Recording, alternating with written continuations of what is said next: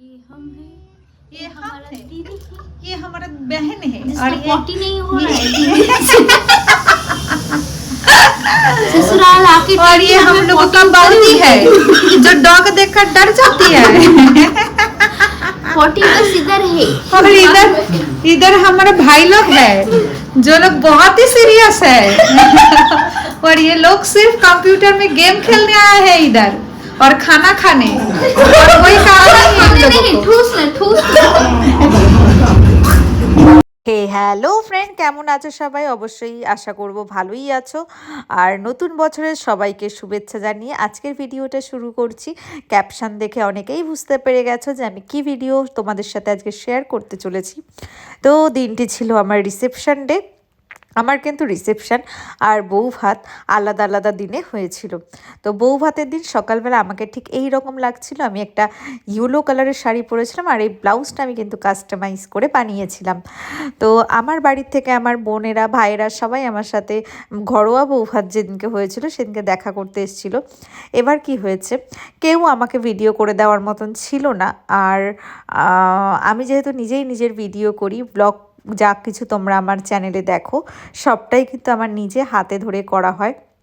এবার যেহেতু আমি ছিলাম বিজি, তো আমি মানে যাকেই পারছিলাম তাকেই বলছিলাম একটু ক্যামেরাটা ধরে দাও।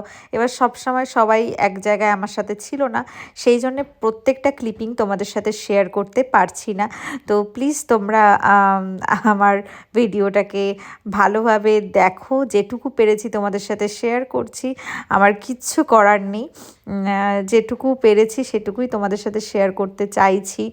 তো ভাত কাপড়ের দিন আমার হাজব্যান্ড আমাকে এই সকালবেলাটাই নুপুরটা আমাকে পরিয়ে দিতে এসেছিল। একটা ফটোশ্যুটও হচ্ছিল, তাই জন্যে আমাকে নিয়ে গেছিলো সারপ্রাইজ দিতে। একদম আমরা রাস্তার মধ্যে গিয়ে এসব করেছি।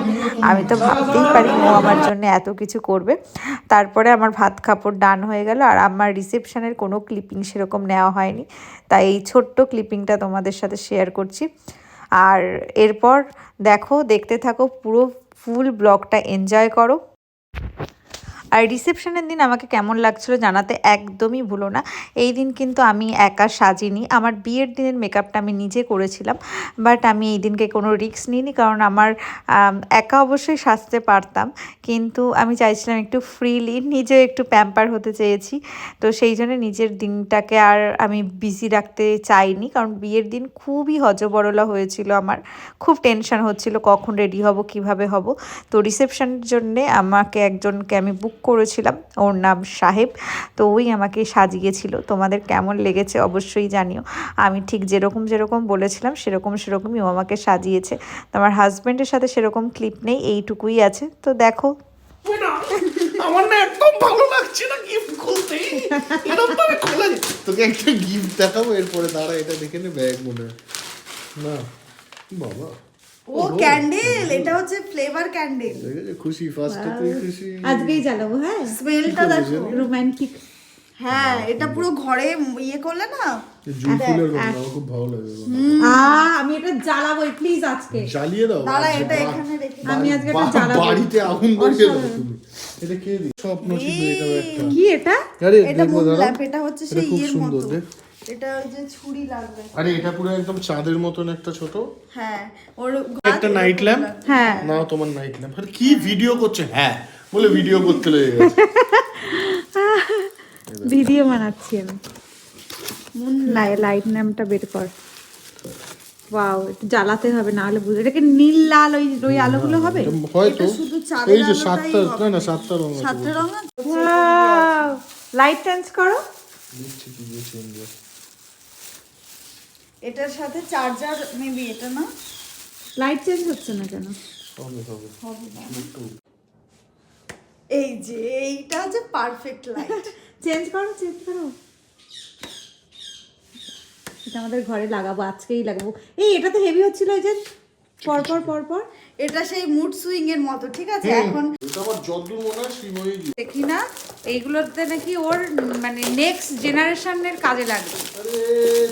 এবার ওকে এক্সপ্লেইন করতে হবে কেন লাগবে। বোঝাচ্ছে মানে সত্যি এটা তোমাকে যা বলছি। ওয়াও, আমি জানতাম একটা ভালো গিফট হবে। ভালো।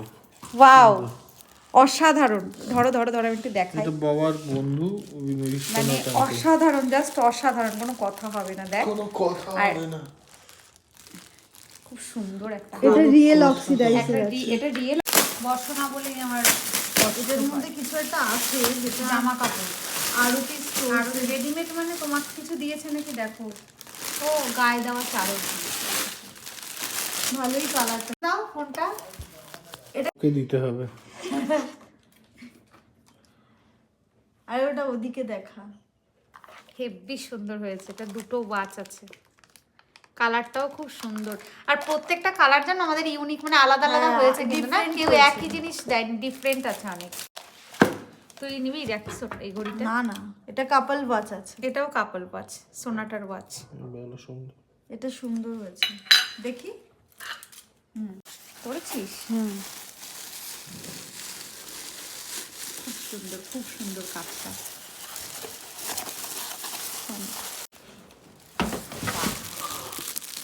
অসাধারণ শাড়িটা। এইটা হলো দাঁড়া এটা দিয়েছি। দাঁড়া, এক সেকেন্ড এটা একটু দেখি।